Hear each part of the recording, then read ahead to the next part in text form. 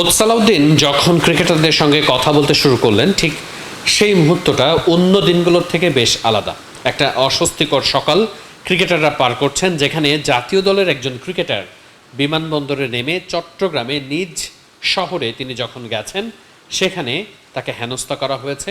এবং সেই ঘটনার পরিপ্রেক্ষিতে আমরা দেখেছি সকাল থেকেই ক্রিকেটাররা নিজেরা পোস্ট করেছেন নিজেদের সামাজিক যোগাযোগ মাধ্যমে। ঠিক একই সময় কিন্তু জাতীয় দলের অনুশীলন ছিল, ওয়ানডে দলের অস্ট্রেলিয়ার বিপক্ষে শেষ ম্যাচের আগের দিন সকালে।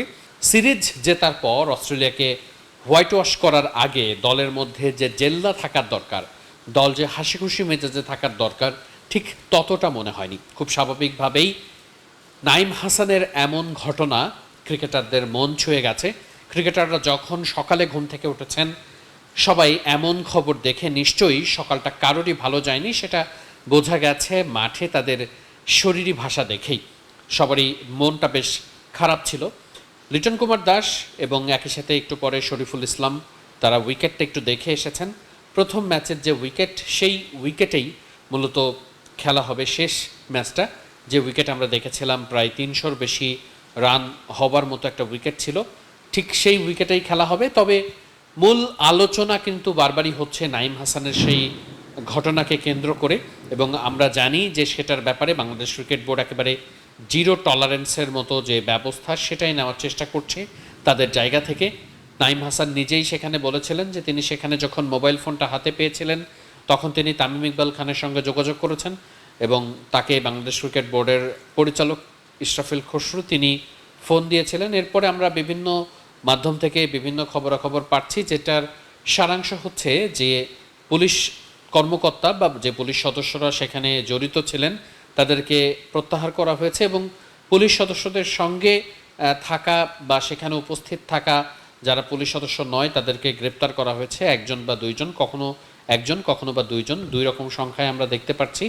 এবং সেই তাদেরকে গ্রেপ্তার করা হয়েছে। এই ব্যাপারগুলো নিয়ে তদন্ত করা হচ্ছে, কেন তার সঙ্গে এমন আচরণ করা হয়েছে। কারণ নাইম হাসান যেভাবে বর্ণনা দিয়েছেন, তাতে করে তার সঙ্গে যে ব্যবহার করা হয়েছে, এতগুলো মানুষ সেখানে উপস্থিত ছিলেন, তারা বারবার বলেছেন যে তিনি জাতীয় ক্রিকেটার, তারপরেও আসলে তার সঙ্গে যে আচরণ করা হয়েছে সেটা কিন্তু আসলে কোনোভাবেই গ্রহণযোগ্য নয়। এবং ক্রিকেটাররাও সেটা নিয়ে পোস্ট করেছেন, সবাই যত দ্রুত সম্ভব এটার বিচার দাবি করেছেন।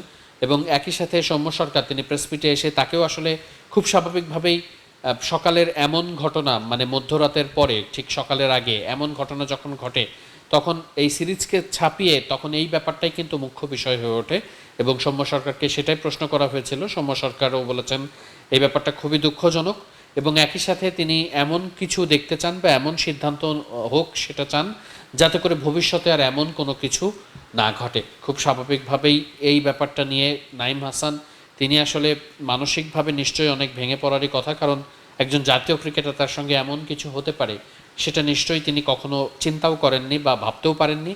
এবং তিনি এই জায়গা থেকে যে মানসিকভাবে যে ট্রমাটাইজ হওয়ার একটা সুযোগ আছে, সেটা থেকে নাইম হাসান কিভাবে মানে ঠিক হবেন বা নাইম হাসান কিভাবে আবার স্বাভাবিক হতে পারবেন, সেটা এখন আসলে মূল কনসার্নিংয়ের জায়গা। কারণ বাংলাদেশ দলের সামনের যে টেস্ট ম্যাচ রয়েছে জিম্বাবুয়ের বিপক্ষে, সেখানে কিন্তু নাইম হাসানই একমাত্র অফ স্পিনার বাংলাদেশ দলে। মেহেদী হাসান মিরাজকে বিশ্রাম দেওয়া হয়েছে এই কারণেই যাতে ওই টেস্টে নাইম হাসানকে খেলানো যায়। কিন্তু তার আগে তিনি যে আসলে ধকলে পড়লেন, তিনি যে আসলে সমস্যার মধ্য দিয়ে এখন যাবেন মানসিকভাবে, সেটা থেকে উত্তরণের জন্য বাংলাদেশ ক্রিকেট বোর্ড এবং ক্রিকেটার সবাই তার পাশে আছে, এবং সেখান থেকে তিনি দ্রুত কামব্যাক করুক, সেটাই আসলে মূল প্রত্যাশা। এবং একই সাথে যারা এই ন্যাক্কারজনক কাণ্ডে জড়িত তাদের আসলে ঠিকঠাক মতো বিচার হওয়াটা জরুরি, এবং একটা দৃষ্টান্ত সেট করা জরুরি যাতে করে আসলে এই ব্যাপারগুলো আর ভবিষ্যতে না ঘটে। মিরপুর শেরে বাংলা জাতীয় ক্রিকেট স্টেডিয়াম থেকে এটাই ছিল সবশেষ আপডেট।